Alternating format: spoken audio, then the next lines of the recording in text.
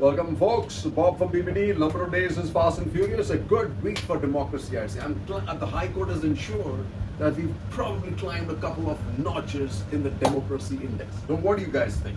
Let's see what it says. What did the Indian Express said? It said, Moral High Court. Delhi High Court's bail order speaks directly and wisely to fundamental concerns. Weaponizing terror law is attack on democracy. And damn right. And it's been really used well by this government for sure. It says, the High Court's liberally quoted the Supreme Court buttressed its conclusion that there is a complete lack of any specific particularized factual allegations and that mere use of alarming and hyperbolic verbiage in the subject charge sheet will not convince us otherwise. Thank God for this. And this is the change that's happened after the last Supreme Court Justice, Chief Justice left. In a sense, the High Court makes assertions that are fundamental for the health of any self-respecting democracy, that wanton use of serious penal provisions would only trivialize them. The lower courts must apply their own mind to form their own view on whether an offense under a law like the UAPA can be made out in a case instead of going by a purported independent review of evidence by the purported independent authority. And finally, that foundations of our nation stand on surer footing than to be likely to be shaken by a protest, however vicious, organized by a tribe of college students in the heart of Delhi. The Delhi High Court's order made Tuesday a very good day for democracy. 3 cheers for that, folks, and also for the Supreme Court. So what does it say? Right to protest is not a terror act, says High Court. In its anxiety to suppress dissent, state blurred the line between right to protest and terrorist activity. If such blurring gains traction, democracy will be in peril. Wow. We can discern no specific or particularized allegation that the appellant incited violence. What to talk of committing a terrorist act as understood in the UAPA. Okay, what does it say? Protest is a right.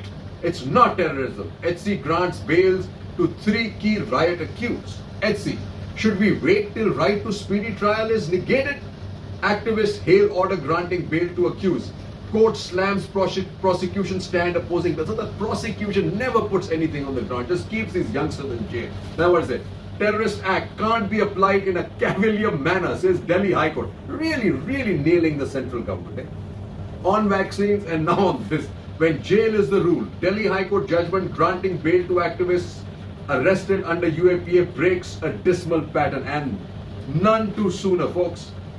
In a bid to stifle dissent, state blurs line between right to protest and terrorism, says High Court. High Court calls out misuse of UAPA, raises bar for state to slap terror flag. Hallelujah. Court flags alarming hyperbole, little evidence in charge. And this is, folks, this government, that's what it's all about. Hyperbole. And Delhi police, really shameful in its actions, folks. You know, frogs and toads make appearances just before monsoons. Guess a toad-like figure has suddenly emerged from his hibernation. It says, Shah reviews monsoon preparedness, right? And come closer, and guess what does his face look like, right? Monsoon preparation. Monsoon. Where the hell is he? Right?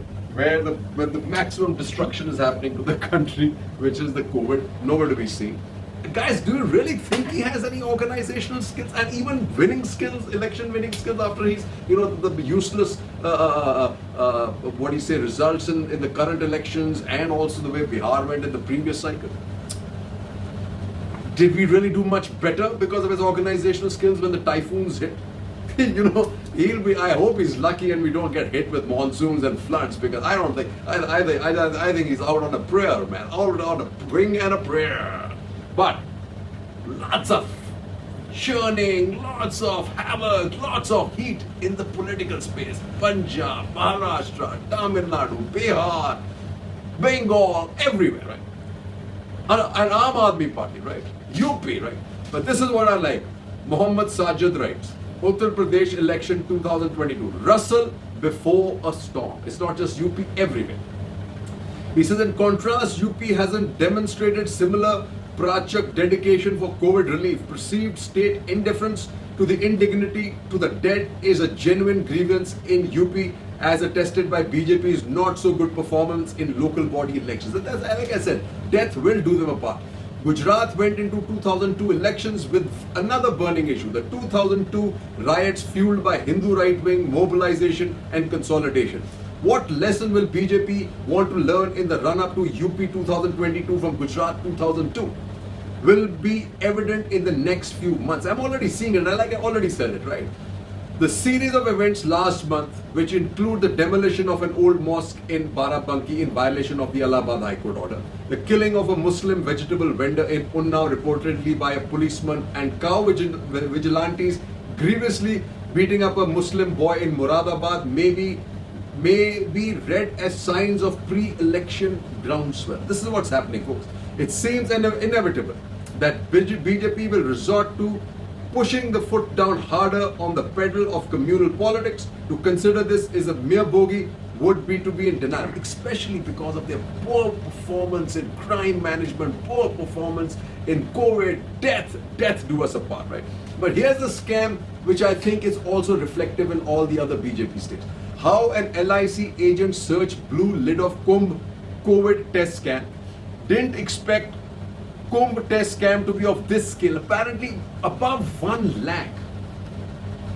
1 lakh tests, folks, that were not existent showed as negative. So can you imagine what could be happening in UP? You make the call, folks. But this is, like I said, this is what's going to come to bite them all across. Toll the second wave took. In all but 4 states, deaths doubled in the last 6 weeks, and they're hiding it. That's important. And like that guy said, the tea leaves tea leaves suggest that the only fallback option for Yogi is going to be his old beaten playbook. Elderly man says attacked, forced to chant Jai Shri Ram in Ghaziabad, 1 arrested. No, there's some confusion there. Mob accuses man of cattle smuggling, kills him in Rajasthan. Okay, but look at what's happening in UP. At least 5 BSP MLAs meet Akhilesh, set off switch over buzz. While she's doing a great job in Punjab, losing the plot in UP, she's also lost the plot in Madhya Pradesh and in Rajasthan. 6 rebel BSP MLAs meet SP chief, may join party. Okay, now what's happening with the Ram temple? This is really funny, right? AAP MP says house attack for raising corruption in Ayodhya deal. Now, apparently what happened is this piece of land, within hours, it was sold to the trust for 3 times the border 2 crore, sold at 18 crore. Wow. AAP, scam in purchase of land for Ram Mandir. If that's what's happening, that is abysmal. AAP SP alleged scam in Ayodhya land deal, Ram Temple Trust denies, obviously the RSS has jumped into. And what does Kapil Sibal raise? Need resurgent Congress party, need to show its active, says Sibal. Right, so it needs to be resurgent, but without Rahul Gandhi at the center. I think that's my call. Here again, Ram Temple Trust denies graft charge, gives details of land deal, which are all not happening. Congress going up the wrong pole, will contest upcoming polls alone, says Maharashtra Congress. No hope in it. They should give up these states, right? If I was them, I would be focused on at least controlling what's their own. Rajasthan. As Sachin Pilot camps in Delhi, his loyalists continue to attack on Gehlot. Amid Gehlot pilot tussle, new headache for Congress, 6 MLAs who came from BSP. Now that's really funny, right? And you really couldn't keep Madhya Pradesh intact. Now you got problems in Rajasthan. You also have problems now in Punjab, where BSP is tied up with the Badals, and then you have Sukhbir among 3 detained over protests against Punjab government. Now this is what's going to happen, and that's really sad. But trouble for Anna DMK, like I said, once they kind of buppy chuppy these guys at the center, will set parties straight, says Sasikala in clip. What is happening in Bihar with expulsion on both sides? LGP is split wide open. I suspect this government may fall, right? But in Bengal, the hurt continues. The Nakkar slams Mamta's studied silence on violence. State hits back. Many in TMC against return of turncoats party says no to all opposed. It says more Bengal BJP leaders, workers want to join Trinamool. Many BJP workers hold dharna in Birbhum's district, urged Trinamool leadership to allow them to return. For Adhikari swimming against the tide. Made a mistake, that man. But hey, everybody was afraid of the ED and wants to jump in the bed into power. They are now sleeping on a bed of nails. When you join Amit Shah, you sleep on a bed of nails, folks. Without vaccines, this country ain't coming out of this constant, perpetual lockdown potential and possibilities. But the U-turns, as Karan Thapar writes, are very important to note. Decoding the centre's COVID vaccine U-turn. Two thoughts came to mind as I heard the PM address the nation on Monday, and I'd like to start with them. How artfully he can create a blemish-free image of himself and how cleverly he can dodge the blame directed at him by critics.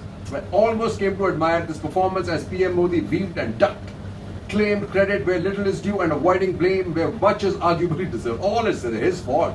The truth is, in three critical respects, the PM Modi announced on Monday is a glaring U-turn. The original vaccine policy required people under age 45 to pay for their vaccines. Wrong. PM Modi also did away with the requirement that states should pay more than centers for the same vaccine. Gone. The third U-turn concerns the right of private hospitals to charge what they believe is an appropriate nonsense, and then requirements.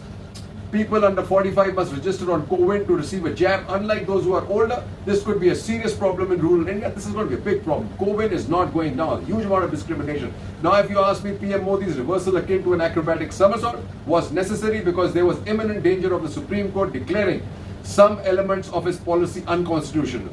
What an embarrassment that would have been. PM presented himself as a modern Sir Galahad, riding with his big beard to our rescue. Poor performance. He said he was saving us from follies of state governments on whose insistence a perfectly functioning vaccine policy had been distorted and made inequitable and efficient. Can I hear this, right? The problem is, even if you accept that, does the PM realize what it reveals? Quite simply that he allowed himself to be bullied by a minority of state governments run by non-BJP formations into converting a sensible and well-functioning policy into something chaotic, confused and contradictory. That doesn't suggest strength and steadfastness, it exposes weakness and vacillation. And here is where I think that India is again up a creek. Rethink in India as UK cuts vaccine gap. Now we are again Dr. V.K. Paul, scientific community led by Baba Ramdev, swimming against the tide. Will push up daily jabs to 5 million in 10 days, says R.S. Sharma, another dimwit who really just throws numbers without any basis or proof. Because look at what Covaxin says. Covaxin output may hit 100 million month only by November. Right now it's only at 30-40 million, folks. And then you know nothing is happening when this comes up. These become news items. 150 per Covaxin dose will not be sustainable in long run, says Bharat Biotech. Bharat Bio Covaxin to center at 150 per dose, not sustainable. Rupees 150 per dose, not sustainable in the long run, says Bharat Biotech. What does this mean? Government continues to waste time, folks, on price negotiation as they did. So all they are saying, the government, we got the cheapest vaccine, but hey folks, once again, no vaccine. What does PC say? Take responsibility, consult, make plans. The vaccination muddle has left its footprints in history. The central government believed that the first wave of the virus will be the only wave. Never happened. The government was overzealous in protecting two domestic manufacturers. Probably not. I would consider that okay if they had spent money. The government placed the first order only in January, and that also a miserly 11 million. The government did not make an accurate assessment of potential production. It continues to do so. The government's insistence on CoWIN app for registration and vaccination was discriminatory, continues to be discriminatory. So what do we need to do? No rocket science. Draw up credible schedule of production. Place orders immediately for WHO approved vaccines, all of them, except for the Chinese. I don't like that. Take full responsibility for procurement. Since there is likely to be a shortfall of availability of vaccines against need, the government must publicly declare how it intends to bridge the gap. The central and state governments must maintain and augment the health infrastructure, including the number of hospital beds. So therein lies the reality, folks, in this, that vaccines again, numbers, the moment you find that the government is still negotiating 150 rupees price, you know it is all BS and all full of shit, and it is hot air, folks. Jai Hind.